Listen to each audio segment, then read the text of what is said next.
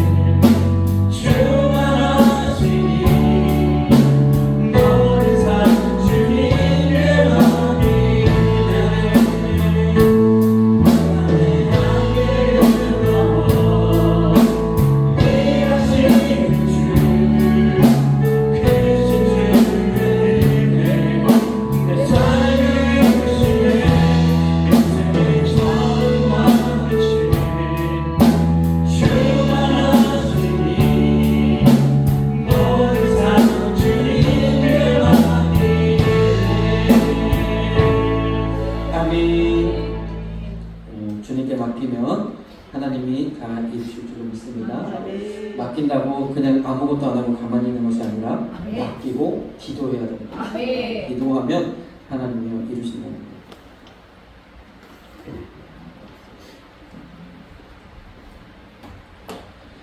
네, 교회를 세우는 사람들 13번째 시간입니다. 마태복음 25장 20절에서 23절 한 번 더 공독하겠습니다. 5달란트 받았던 자는 5달란트를 더 가지고 와서 가로되 주여 내게 5달란트를 주셨는데 보소서 내가 또 5달란트를 남겼나이다. 그 주인이 이르되 잘하였도다 착하고 충성된 종아 내가 작은 일에 충성하였음에 내가 많은 것으로 네게 맡기리니 내 주인의 즐거움에 참여할지어다 하고 2달란트 받았던 자도 와서 가로되 주여 내게 2달란트를 주셨는데 보소서 내가 또 2달란트를 남겼나이다. 그 주인이 이르되 잘하였도다 착하고 충성된 종아 내가 작은 일에 충성하였으니 내가 많은 것으로 내게 맡기리니 내 주인의 즐거움에 참여할지어다 하고 아멘. 우리가 비록 2달란트 받았다 할지라도 2달란트 받았든지 5달란트 받았든지 이것이 중요한 것이 아니라 착하고 충성된 종이라 칭찬 드림이 중요한 줄 믿습니다.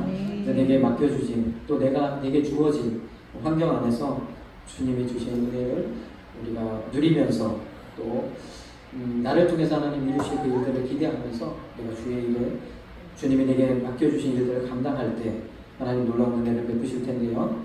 우리가 지난 시간에 요시야에 대한 이야기를 했죠. 참 요시야를 끝으로 해서 이스라엘에 하나님이 원하셨던 이런 왕들의 역사는 끝이 납니다. 그 이후의 왕들은 참 하나님 뜻 가운데 서지 못하고 오직 그냥 역사의 한 줄기 가운데 그 내리막길을 걷고 있는 유다 나라의 그러한 한 축만 감당하는 그런 사람들이죠. 그런 왕들이었죠. 요시야 왕에 대한 우리 이야기를 지었어요. 그래서 예리미야는 저를 위해 애가를 채웠다. 그리고 많은 사람들이 그 날을 슬퍼하며 이것을 절기로 이렇게 삼았다. 이렇게 이야기하고 있습니다. 근데 이 요시야의 죽음이 또 특별한 그 의미를 하나 가지고 있습니다.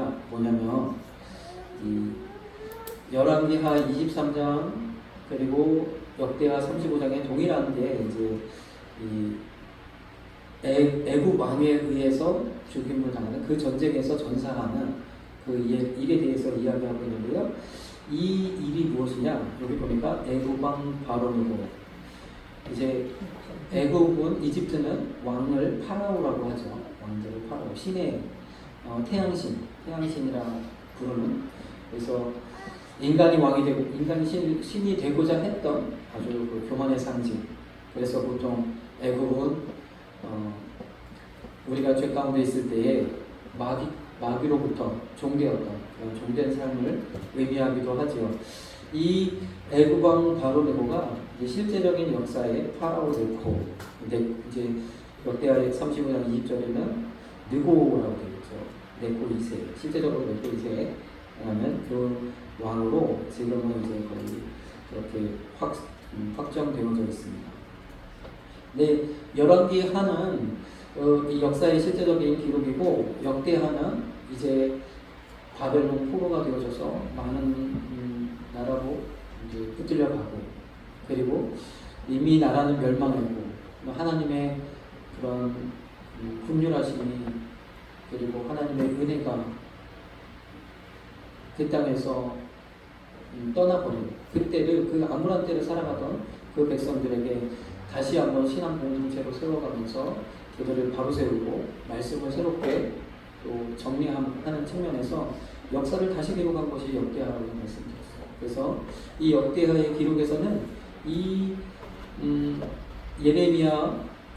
요시야의 이 죽음에 대한 이야기를 이렇게 더 정확하게 기록을 하고 있는데 뭐라고 하냐면 유브라데 강가에 갈그미스를 치러 올라온 것이었어요. 그래서 혹시 기억이 나시는지 모르겠지만 우리가 학교 다닐 때 세계사 공부하다 보면 갈그미스 전투라는 것이 있습니다. 저도 뭐 잘 확실히 기억 못하는데 이 일을 통해서 좀 한 번 더 보게 되는 거죠. 이 갈그미스 전투라는 것은 이제 페르시아 전투 그리고 갈그미스 전투 그리고 고대 3대 전투가 있는데 하나 생각이 잘 나요. 아무튼 이 지역의 주인이 바뀌는 그러한 이제 유명한 전투를 이야기합니다. 이 갈그미스 전투는 이제 아수르에서 모든 패권이 바벨론으로 넘어가는 그리고 그 이후로 애굽은 완전히 힘을 잃어버리고 그냥 변방에 그 큰 나라였음에도 불구하고 찬란한 문명을 가지고 있었던 불구하고 변방의 국가로 전락하고 나는 그런 계기가 되는 그 전쟁 갈그미스. 그 이후에 이제 또 바벨론, 또 페르시아 그리고 나서 이제 그리스와 로마로 이것이 이전되는 또 유명한 전쟁이 페르시아 전쟁이죠. 그리스와의 전투에서 여기서 보면 마라톤 이야기도 나오고 또 300 그 용사들 300에 대한 300 용사가 아니라 우리 영화 300에 있었던 그런 배경이 되는 이야기들도 나오고 이제 페르시아 전쟁이 있죠. 이런 부분들이 실제 역사와 성경 역사가 맞아지는 이 점이거든요. 그래서 이제 성경의 역사의 연대는 이러한 이제 접촉점들을 기점으로 해서 거꾸로 이제 내려가는 거예요. 성경 역사는요, 하나님께서 세상을 창조하실 때부터 시작해서 이때가 빵년, 이때부터 시작해서 쭉 기록이 되어져 있어요. 그런데 이 요시아의 죽음, 이 사건은 그렇죠. 다시 이 실제 역사와 그 포인트가 맞아지면 그 시점이 된다. 이런 측면들을 좀 상식적으로 알고 계시면 좋겠습니다. 이때 요시아의 이야기를 좀 보면 이것은 분명히 하나님이 하셨다는 거예요. 요시아 왕이 참 젊은 나이에, 어린 나이에 왕이 되어져서 하나님을 만나고 그 뜨거운 열정 가지고, 이 젊음의 열정 가지고 하나님의 놀라운 일들을 해냈던, 그래서 좌우로 치우치지 않고 모든 성전 개혁의 그 어마어마한 일들을 이루어냈던 아주 위대한 왕이시지만 하나님께서 그 인생을 빨리 취하러 가셨어요.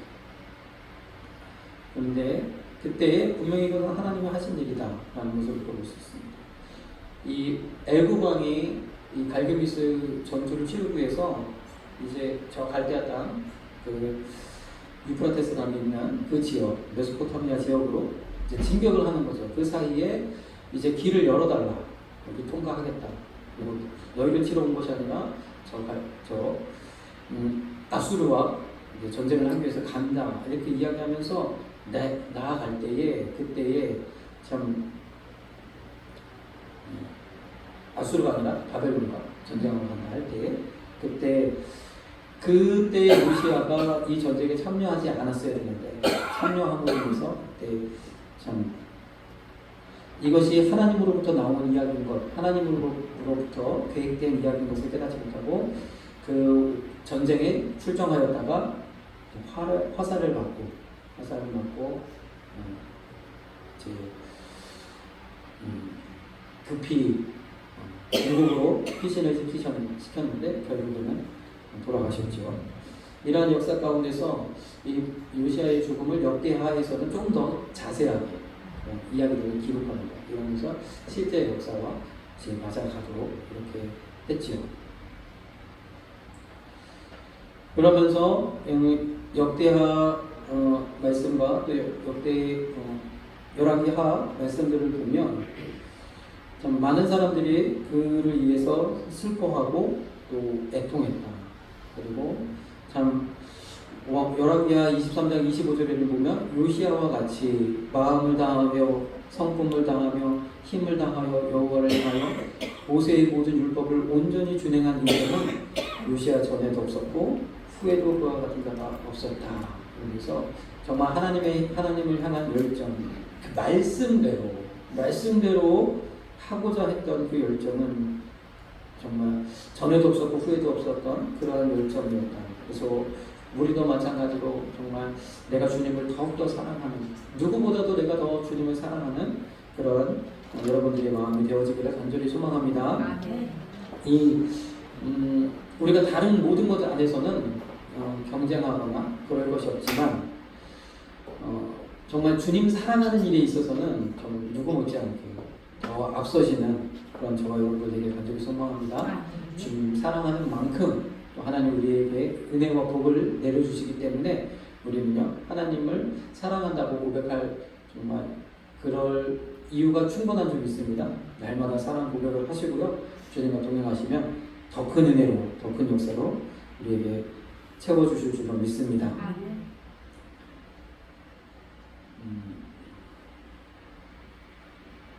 이 갈그미스 전투는 또 한 가지 측면을 가지고 있는데 뭐냐면요, 이 애굽의 그 바벨론을 향한 이 도전, 그러므로 말미암아 이 바벨론이 남아가는, 애굽까지 진격해 들어가는 그런 물론 이제 바벨론이 성장하고 그러면 당연히 그 밑에까지 남아하겠지만 그런 결정적인 계기를 마련했거든요. 그래서 그 이후로 이 바벨론이 계속적으로 이 애굽을 치고자 남아하면서 결국에는 유다도 멸망하게 됩니다. 그래서 느부갓네살 왕 아시죠? 아주 유명한 느부갓네살 왕이 이 모든 지역을 다 점령하면서 애굽까지 통치하게 된 광활한 영토를 다스리면서 그런 대제국을 이루는 그런 배경이 되었다. 그런 시작점이 되었다. 그래서 유명한 전투입니다. 우리가 지금 이제는요, 우리가 이제 왕정 시대를 넘어서 이제 포로 시대로 접어들어서 하나님께서 이 포로 시대에 이루어진 여러 가지 일들이 있을 거예요. 포로로서 살아가는 일들, 그 중에 하나는 에스더서죠. 에스더의 페르시아 속에서 살아갔던 유대인들을 통해서 그들을 해하고자 했던, 유대인을 다 멸절시키고자 했던 그 음모를 하나님께서 바꾸셔서 죽으면 죽으리라 하는 그 결단과 기도를 통해서 하나님께서 그 상황을 역전시키셨던 그 놀라운 이야기가 기록되어져 있죠. 수많은 이야기들이 있었을 거예요. 일들이 있었을 거예요. 그럼에도 불구하고 이 포로 이후의 시대에서 주님이 성전 재건과 관련된 이야기, 성전 재건과 관련되어져서 주신 말씀, 그 역사적인 사건, 그 사건 외에 에스더를 제외하고 다루지 않는 거예요. 그래서 우리에게 분명하게 하나님께서 역사 가운데 주시고자 하시는 그 분명한 메시지가 있는 줄 믿습니다.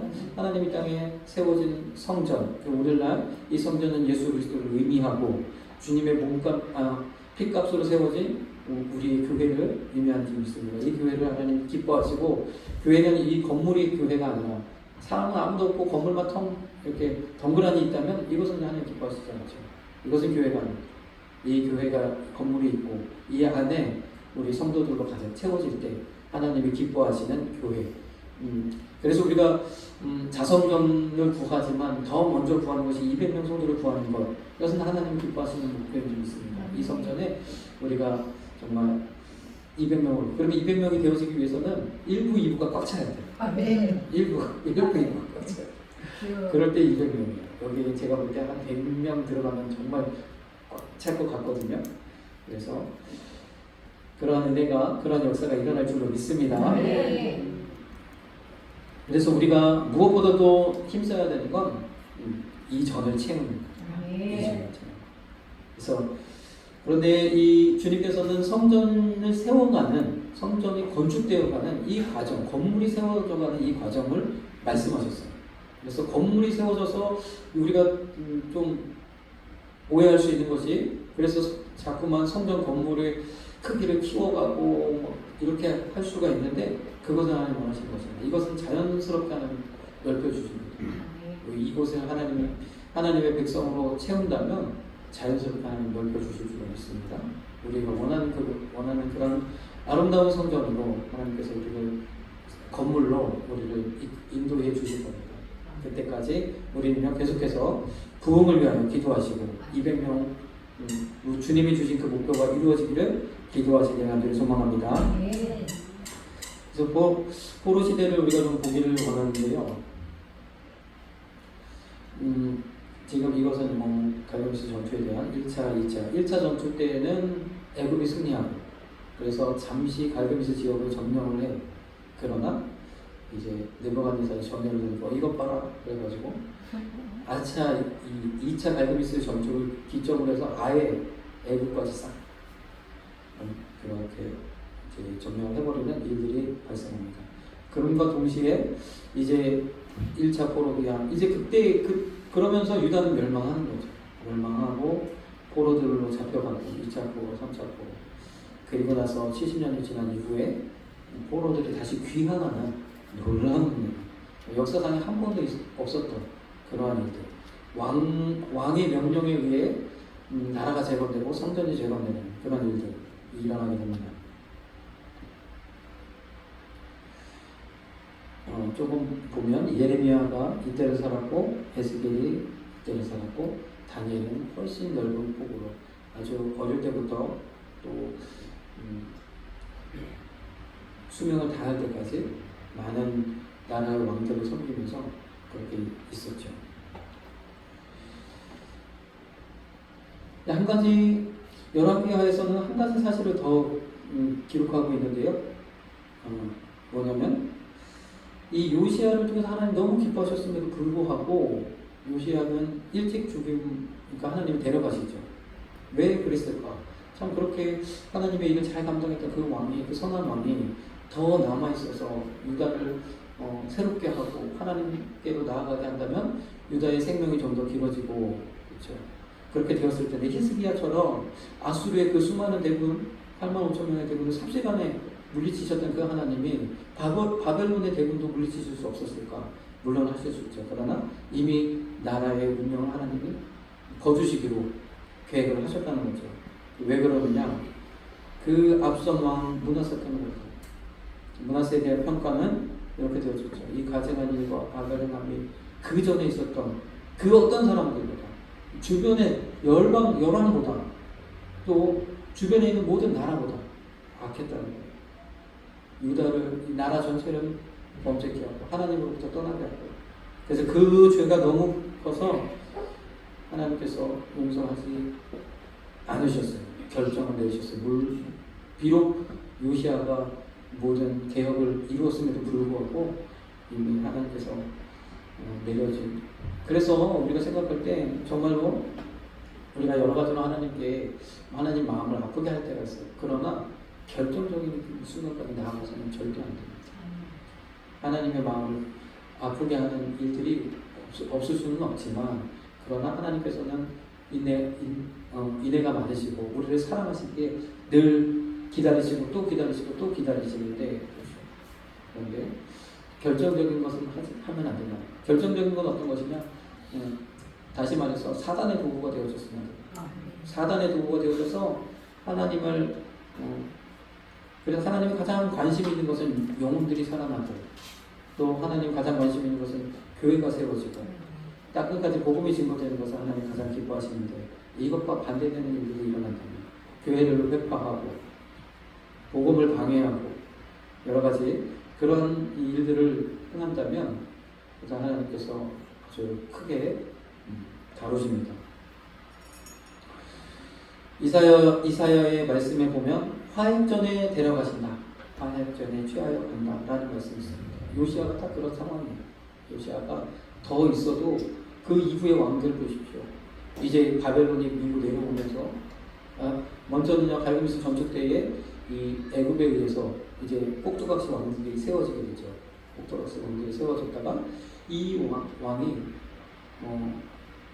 애굽을 배신하고 바벨론 편에 붙었다가 뭐 이쪽으로 붙었다 저쪽으로 붙었다 하다가 여기서 터지고 저기서 터지고 막 눈이 뽑히고 왕자들이 죽고 세자들이 죽고 하는 일들이 일어납니다.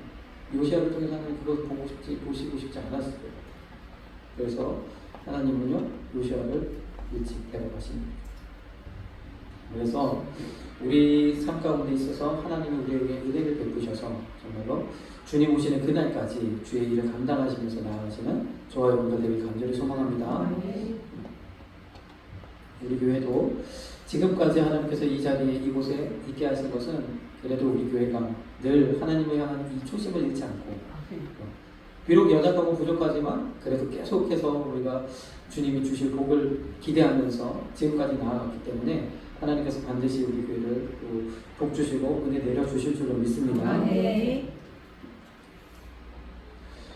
애굽은 결국 예레미야의 예언대로 애굽은 결국 바벨론에게 완전히 멸망을 당하고, 그 이후로 역사 속에서 한 번도 힘을 제대로 펴지 못하는 그런 되게 큰 나라이지만 아주 변방의 나라처럼 전락해버리고 맙니다. 예레미야가 애굽을 향한 그 말씀이 예레미야 46장에 기록되어져 있는데, 이 애굽도 결국 멸망하게 될 것이다 라고 이제 말씀하셨고 그대로 되어졌죠. 세상 모든 역사가 그대로 주님 말씀하신 대로 되어짐을 볼 수 있습니다. 그래서 이제 성전 재건의 역사가 이제부터 이제 시작이 되어지는데, 이 성전 재건의 역사는 또 한 가지 특징이 무엇이냐면, 가장 지금까지 성전이 세워지고 하나님이 모든 것을 이루신 것은 하나님이 강력하신 그런 섭리하에서 하나님 뜻하신 대로 이 모든 것이 이루어졌어요. 그리고 하나님이 그 모든 일을 후원하셨고 역사를 이루셨어요. 그런데 이 성전 재건의 역사는 정말 투쟁의 우리 편에서 볼 때 하나님을 끈질기게 붙들고 소망을 붙들고 또 살아가는 아주 힘들고 어려운 상황 속에서도 이 성전을 재건하고자 하는 그 열망과 그 열정을 가지고 일으켜 세웠던 그래서 지극히 우리의 그런 어떤 사정과 우리의 상황과 이런 현실들을 대변하는 그러한 말씀드림을 우리가 볼 수 있습니다. 그래서 성전 재건의 역사들을 우리가 쭉 살펴보면 이곳에서 하나님이 우리에게 주신 큰 그런 하나님의 섭리, 하나님이 주시는 축복의 그런 과정들을 우리가 보게 됩니다. 왜냐하면 아주 힘들고 어려운 상황 속에서 성전을 재건해냈고 성벽을 완공했거든요. 우리가 여러 번 다뤘기 때문에 아시겠지만, 그렇기 때문에 우리 삶 가운데서도 힘들고 어려운 상황 속에 하나님의 뜻을 이뤄내는 이 과정, 그리고 더 나아가서 하나님께서 영광 중에 우리를 높이시고 하나님께서 영광을 드러내는 그러한 일들을 우리가 이런 재건의 역사 속에서 보게 될 줄로 믿습니다. 네. 가장 특이한 상황은 그렇죠. 도저히 성전을 재건할 수 없는 그런 상황 속에서 스스로 아무것도 할 수 없는, 그래서 바벨론의 포로가 되어졌고 나라는 망했고 성도 불탔고 성벽은 무너졌어요. 성전의 모든 기물들은 다 빼앗겼고 성전 겉에 칠해져 있는 금도 다 벗겨가고 모든 것이 완전히 잿더미가 되어져 있는 상황에서 스스로 일어날 수 없는 이런 때에 하나님께서 은혜를 베푸셔서 페르시아의 고레스 왕이 하나님께 영감을 받아서 하나님께 명령을 받아서 예루살렘을 중건하라 라는 영을 내린 겁니다. 이 일이 그냥 우연스럽게 되어진 것이 아니라 하나님이 이미 계획하셨던 겁니다.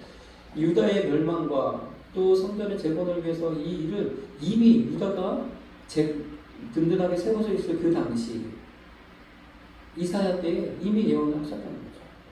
그 후에 있을 일들에 대하여. 그래서 성전에 대하여 이르기를 내 기초가 세움이 되리라. 예루살렘에 대하여 이르기를 중건되리라. 성전에 대하여 이르기를 내 기초가 세움이 되리라. 이사야가 그렇게 외치고 다닙니다. 하나님이 이미 이러한 계획들을 가지고 있었는 줄 믿습니다. 계획을 가지시고 이 일을 행하셨다는 이유는 그 가운데 우리에게 주시고자 하시는 그 메시지가 있다는 거죠. 이러한 하나님의 계획 가운데서 성전이 재건되고 예루살렘이 중건되어지는데 그 일이 이제 주님이 오시기 500년 전에 일어나기 시작한 거죠. 500년 전에 예수님이 이 땅에 오시기 500년 전에 이러한 일들이 이제 일어나기 시작합니다. 그래서 예레미야의 예언대로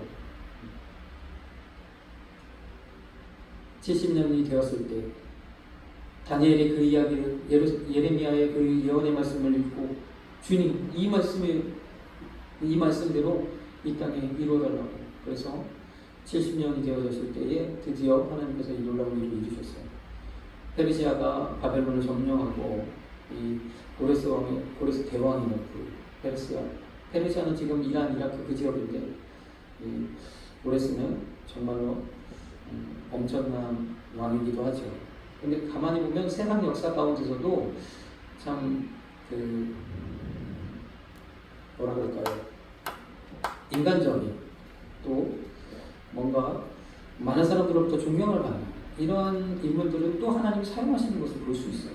여기서도 보면 이제 고레스 왕이 있고 그 다음에 캄비세스 왕이 세워지고 그 다음에 다리오 왕이 세워지는데 세상 역사 가운데서 다리우스 왕 많이 종종 들어보셨을 거예요. 다리우스는 게임 같은 데서 좀 등장하는 그런 인물 중 하나인데 다리우스가 유명하죠. 이 두 왕, 고레스와 다리우스 왕은 굉장히 유명한 왕들입니다.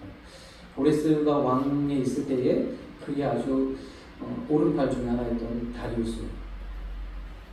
네, 3명의 그런 아주 충신들이 있었는데 그 중에 한 명이었고 그 가운데서 왕위에 올랐던 그 권력 다툼에서 승리해서 왕위에 올랐던 왕이 다리우스 왕이죠.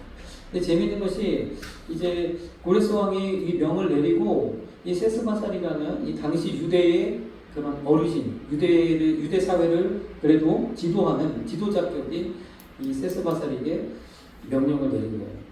그들을 다 데리고 가서 성전을 건축하라. 그리고 나서 그와 함께 동행했던 수르바벨을 이 이후의 총독으로, 이 지역의 총독으로 삼지요.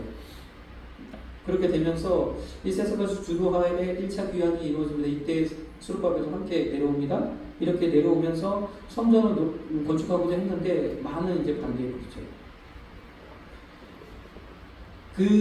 이 반대는 주변의 반대들도 있었겠지만 가장 강력한 반대가 무엇이냐면 바로 이 왕이 그 일을 중단시키는 이런 부분들이 있습니다.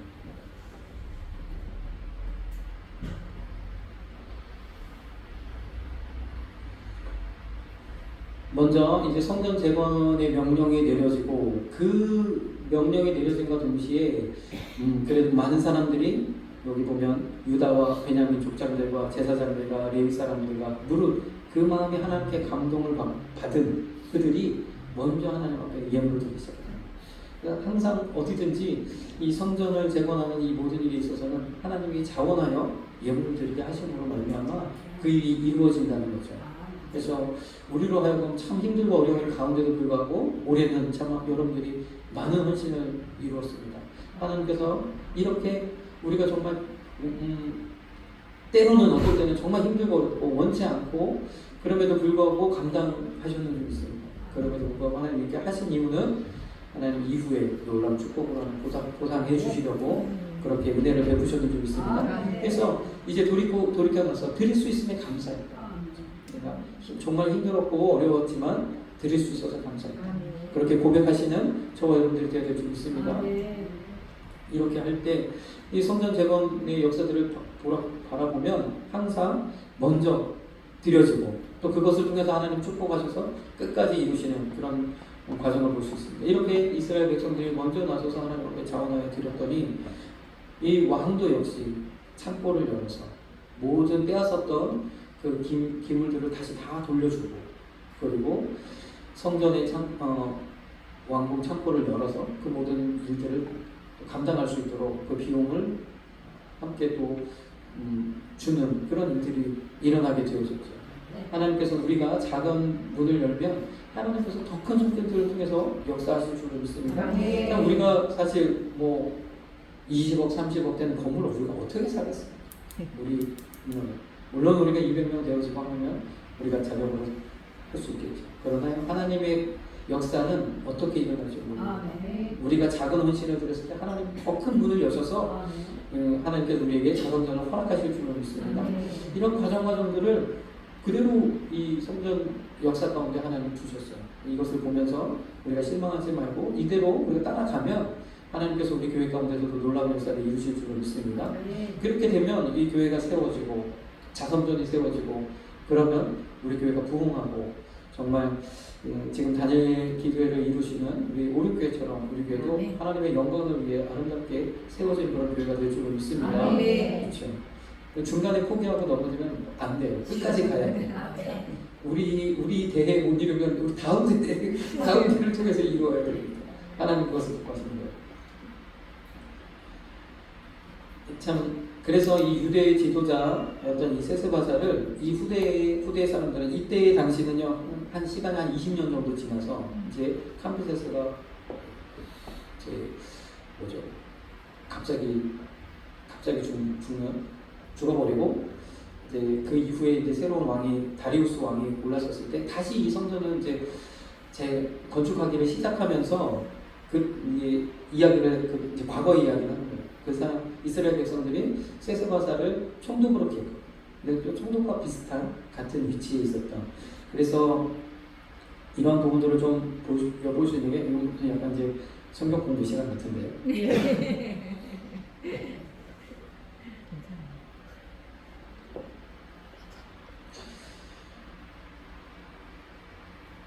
아무튼 처음에 세스바사를 표현할 때는 방백이다.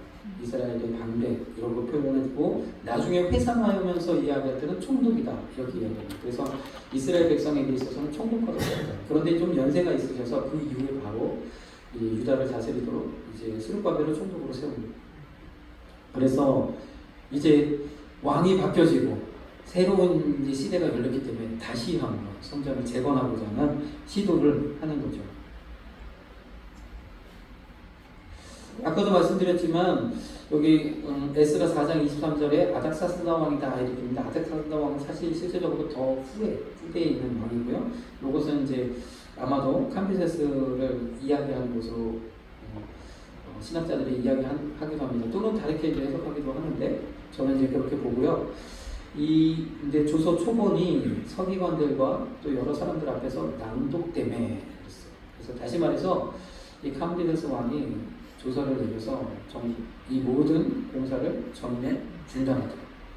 그래서 왕에 의해서 이것이 중단되어지는 안타까운 역사. 그래서 전에 기초만 놓고 더 이상 진전을 못합니다. 그 왕이 살아있는 동안에는 진전을 못해요. 하나님은 그래서 비명 행사하게 만드셨어요. 주말에 죽임을 당하고 그 이후에 이제 고레스 왕의 충신이었던 3명의 그 충신 중에 한 명 다리우스가 정권을 잡고 새로운 왕으로 등장하게 됩니다. 다리오도 역시 참 다리오는 전쟁보다는 이런 행정의 달인이라고 해요. 역사적인 그런 기록들을 보면 다리오 왕은 행정에 능한 사람이어서 그 광활한 영토를 아주 잘 정비하고 잘 다스렸던 왕 중에 그런 면들을 볼 수 있는 게 성경에도 분명하게 기록되어져 있습니다.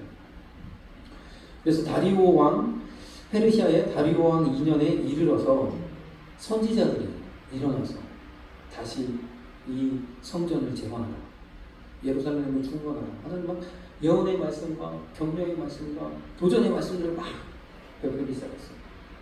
그래서 그 말씀에 힘을 얻어서 대제사장 예수아와 수르바벨 총독, 그 당시에 이제 총독으로 임명을 받고 총독이 되었던 스룹바벨이 함께 이제 성전을 건축하기를 다시 시작했던 거죠. 시도를 합니다. 그랬더니 이제 강 건너 서편 총독들이 이것을 무슨 권한으로 하느냐, 막 이제 딴지를 묻기 시작합니다. 못하도록. 그때에 하나님께서 좀 은혜를 베푸셔서 중단을 못하고 그러면 한번 왕에게 편지를 보내서 한번 알아봐야겠다. 그러면서 왕에게 편지를 보내요. 다리오 왕에게. 지금 유다 사람들이 이러이러해 그래서 지금 성전을 재건하려고 하는데 왕은 한번 알아보시고 이 일을 알아보시라는 이유는 그것을 알아보시고 이유를 중단해달라고 그렇게 조서를 올려보냈는데 다리오 왕이 그 이야기를 듣고 확실하게 한번 조사를 해라. 그래서 답이 오기를 기다렸다고 했어요. 그때에 하나님께서 은혜를 베푸셔서 확실하게 조사해서 왕궁 도서관을 다 뒤져봤더니 거기에서 두루마리를 발견했고 이 두루마리에 고레스의 칙령이 도장에 딱 찍혀있는 그 칙령을 발견하게 된 거죠. 선왕, 대왕, 자신이 섬겼던 정말 그래서 그 고레스의 인격과 또 고레스의 그런 됨됨이를 너무나 잘 알고 있었던 다리오 왕이죠. 그래서 그것을 보자마자 그대로 이대로 행하라. 이것은요 역사적으로도 다 기록이 되어져 있죠. 아마도 그 두루마리는 이 실린더를 돌려가지고 찍어낸 두루마리였을 것입니다. 그래서 그렇게 하면서 이제 회신하기를 너희들 강서편의 총독 다뜨네와 스달보스네와 너희 동료들은 그리고 서편 아바삭 사람들은 가까이도 하지 말고 하나님의 전 역사를 막지 말고 하나님이 유다로 하여금 유다 총독들과 장로들로 하여금 이 전을 건축하게 하라. 그리고 너희들의 창고를 열어서 그 모든 경비를 내어주도록 하라. 하나님께서 완전 역전시키시는 놀라운 은혜를 베푸셨죠. 그래서 성전 공사가 시작되어졌고 3년에서 5년 내에 완전히 완공이 되어졌습니다. 그래서 그 20년 동안 공사를 하지 못했던 그 공사가 완전히 완공되어지는 은혜를 그들이 경험합니다. 이렇게 하나님의 놀라운 역사를 이룰 때는 선지자들의 말씀들이 있었어요. 그 말씀을 따라서 그들이 실행하였고 그냥 주저앉아 있었으면 주변을 두려워하고 무서워하고 주저앉아 있었으면 성전은 영원히 건축되지 못하고 기초만 놓은 상태에서 그냥 끝났을 텐데